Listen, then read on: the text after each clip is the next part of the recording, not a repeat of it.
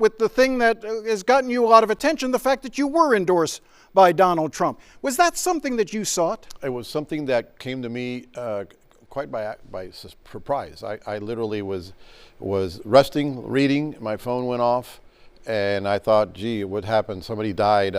What's going on here? And it was just people telling me, hey, you've just been endorsed by the president. I do know that the president, because he's a resident of the state of Florida, and there's talk of putting a library here in Miami, he follows events in Florida. He follows events closely. And so I wasn't surprised, but it wasn't something that, you know, I called up there and said, hey, can you do this for me?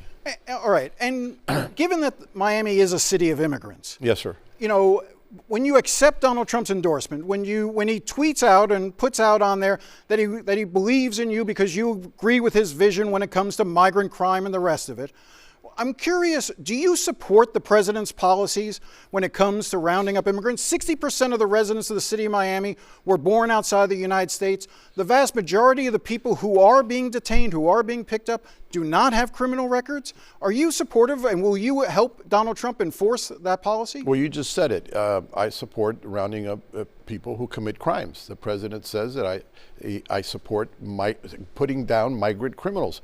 I cannot, in good conscience, fight the federal government and defend a rapist or a murderer like happens in other cities. But the majority of the people being picked up right now are not rapists. Yes, but the majority, what you're talking about is a federal issue. This is a federal issue that has to do with Homeland Security. This is not an issue that has to do with the mayor of Miami. Now, mind you, I know who to talk to. I've been the immigration director. I can advocate for our community, which I certainly will. I plan on adding an immigration services staff member to help guide us through this. But this is not a topic that you want to just take on the president for. It's ludicrous. The president sees Florida as very important. He sees Miami as very important. And he has backed me because he feels that I have the leadership qualities to bring the city forward. I want to bring Eileen in on this, just on the issue of immigration policy and the next mayor of Miami. He's absolutely right. Mayor of Miami does not have say over federal immigration policy. But there is a sense that if Donald Trump is supporting you, that there is a tacit agreement with the policy. Are you concerned by what's happening in the city of Miami? I'm very concerned with what's happening in the city of Miami for two reasons. First of all, they said they were going to go after criminals, but guess what? They're going after everybody.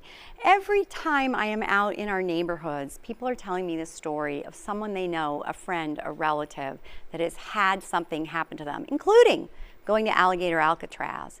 So in addition to being inhumane and cruel, it's also bad for the economy.